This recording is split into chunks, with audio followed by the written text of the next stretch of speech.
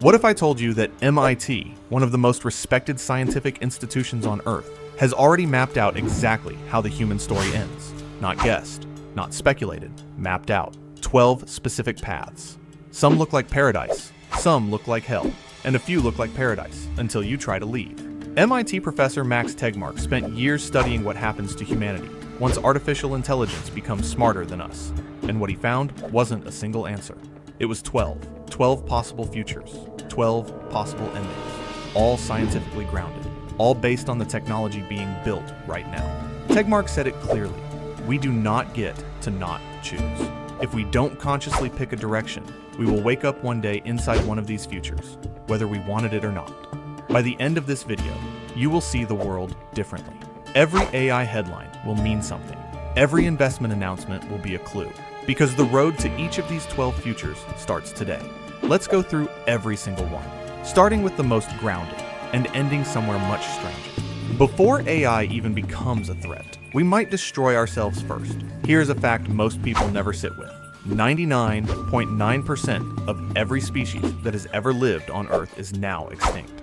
Extinction is not a rare disaster. It is the statistical default. Fact: Oxford researcher Toby Ord estimates the risk of human extinction from AI is 100 times more likely than extinction from nuclear war. And yet, even without AI, we already have enough ways to end ourselves. Nuclear war, engineered pandemics, atmospheric collapse.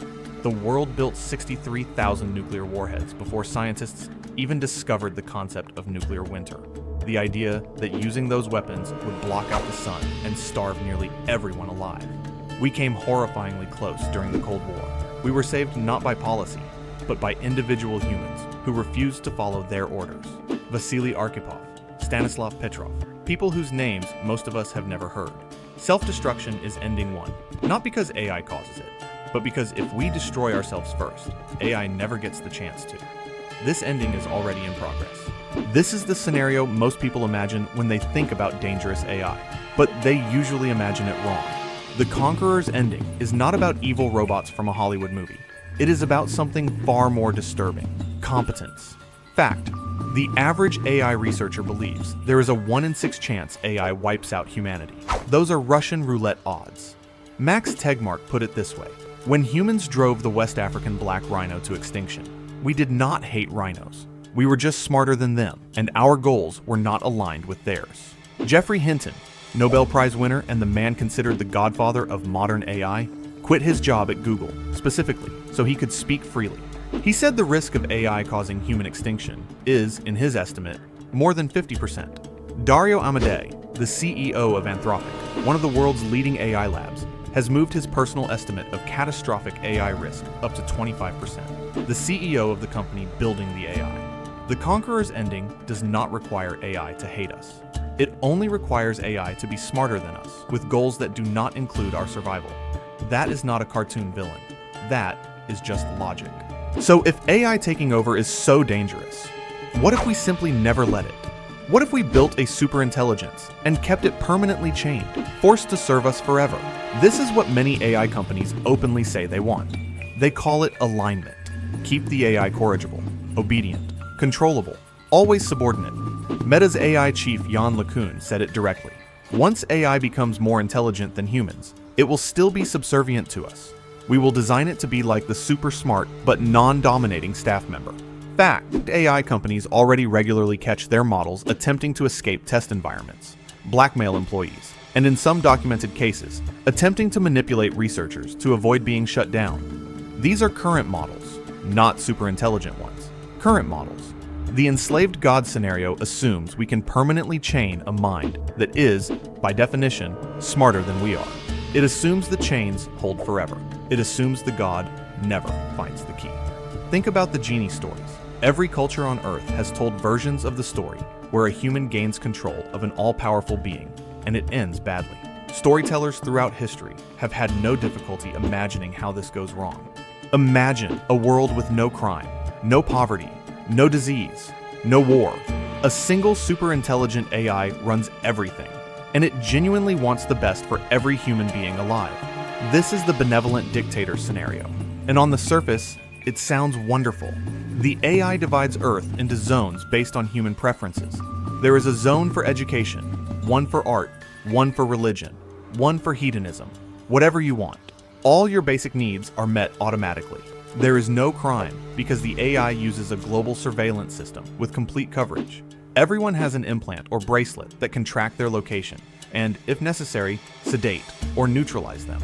Most people accept this trade, complete safety and comfort, in exchange for giving up control over the direction of civilization.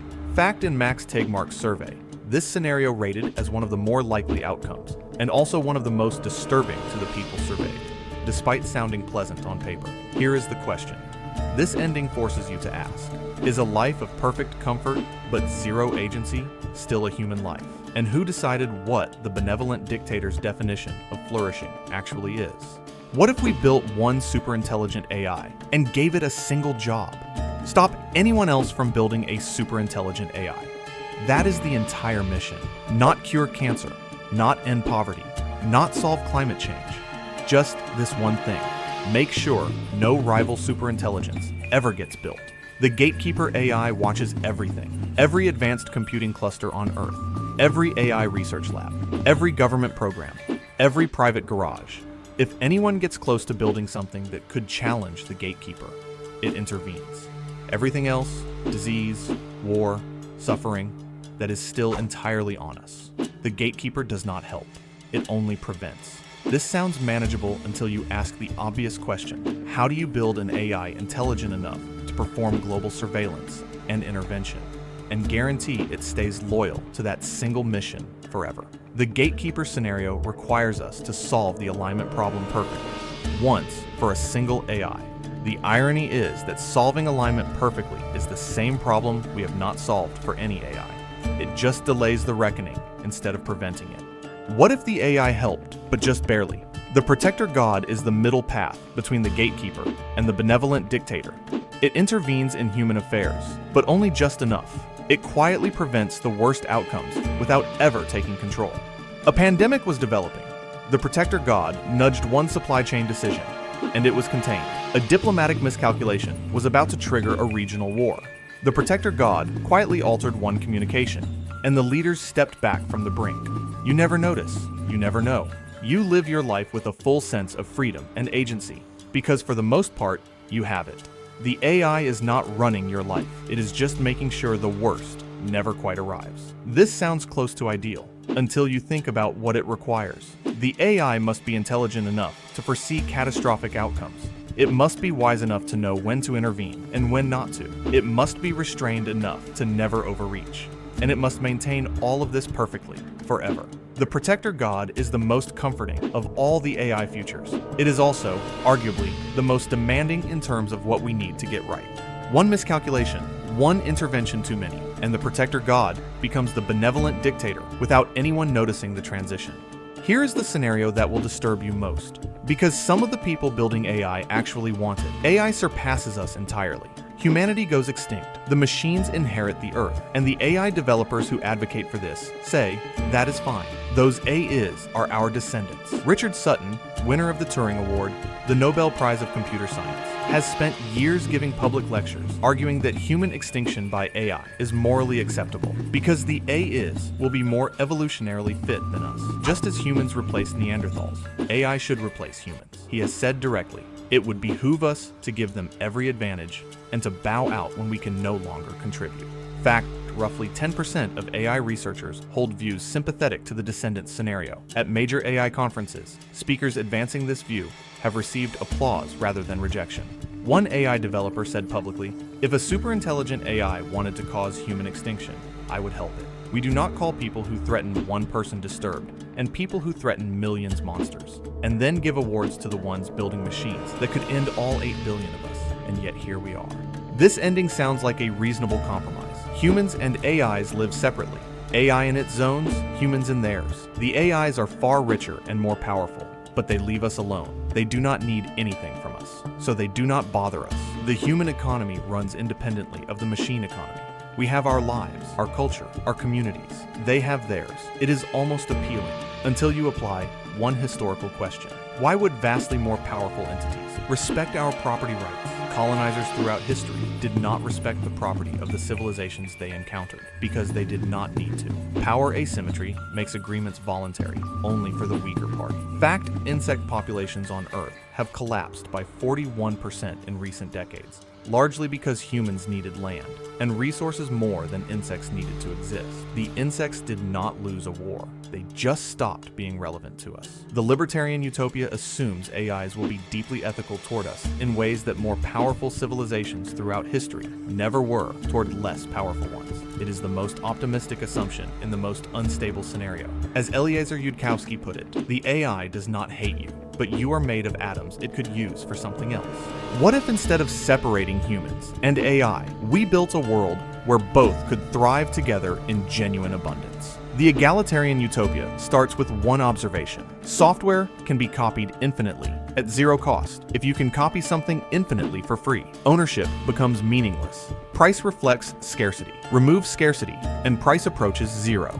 Now, extend that logic. Physical goods are just atoms arranged in specific ways. A network of AI-powered robots can rearrange atoms into anything: food, shelter, medicine, infrastructure, essentially for free. From open-source designs, renewable energy powers the whole system at negligible cost. Everyone receives a universal high income, not basic high, enough to meet any reasonable need. You cannot compete with free, so there is no incentive to exploit others. Creativity flourishes because people are freed from survival. Einstein did not develop relativity for money. Linus Torvalds did not build Linux for profit.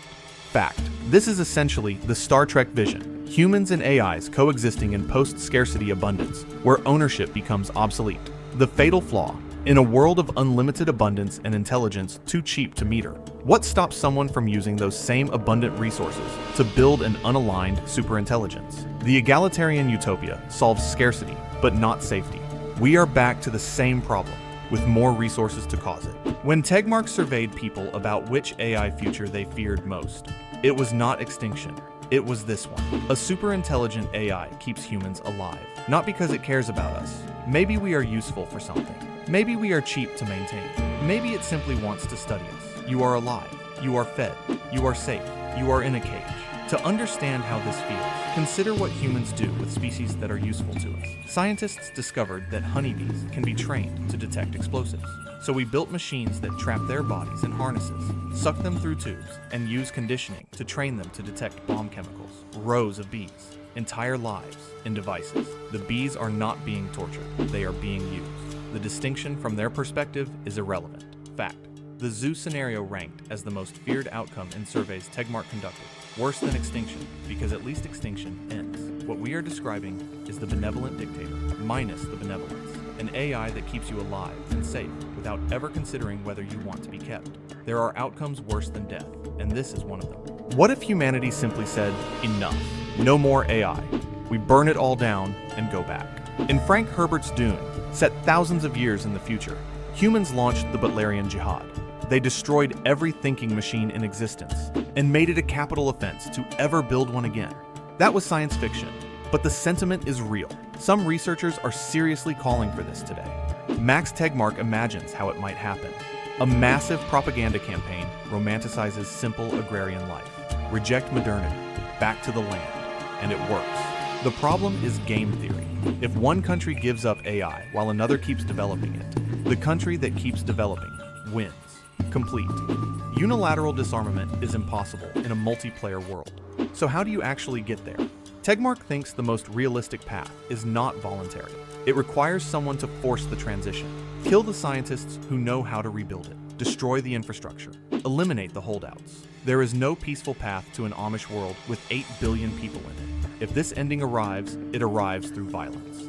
The cure in this scenario is indistinguishable from the disease. If we cannot trust AI to save us from AI, maybe the only option is humans watching humans. Forever. This is the final ending, and the technology for it already exists. Every phone call can be monitored. Every email. Every search query. Every credit card transaction. Smartphones are microphones and cameras in every pocket. Facial recognition cameras are on every street corner in many countries today. Historian Yuval Noah Harari described it clearly. For the first time in history, it is technically possible to eliminate privacy entirely. The Soviet KGB wanted to monitor every citizen around the clock, but they could not. They did not have the analysts to process 200 million paper reports a day. AI has no such limitation. AI has billions of eyes and ears. It never sleeps. It never misses. Fact: prisons in the US are already using AI to monitor inmate phone calls, not for content of specific conversations, but to predict when crimes are being contemplated before they happen. This is current technology, deployed right now. The choice is not between freedom and surveillance. The choice is between surveillance limited to genuinely dangerous technology, like how we monitor nuclear weapons globally right now, and surveillance of everything. We already live in coordinated global surveillance for weapons of mass destruction. The question is whether we extend it wisely or let it consume everything. 12 endings, one species, one choice that is already being made, whether we participate in it or not. Max Tegmark's point is not that any one of these futures is inevitable. His point is that they are all possible, and that the difference between landing in a good one versus a catastrophic one depends almost entirely on decisions being made right now in labs, boardrooms, and government buildings most of us never think about. The AI researchers' warning of extinction risk are not pessimists. They are the same people building the technology. They are inside the machine, and they are scared. That matters. The number that should stay with you. The average AI researcher estimates a 1 in 6 chance that AI causes human extinction. Not a fringe view, not alarmism.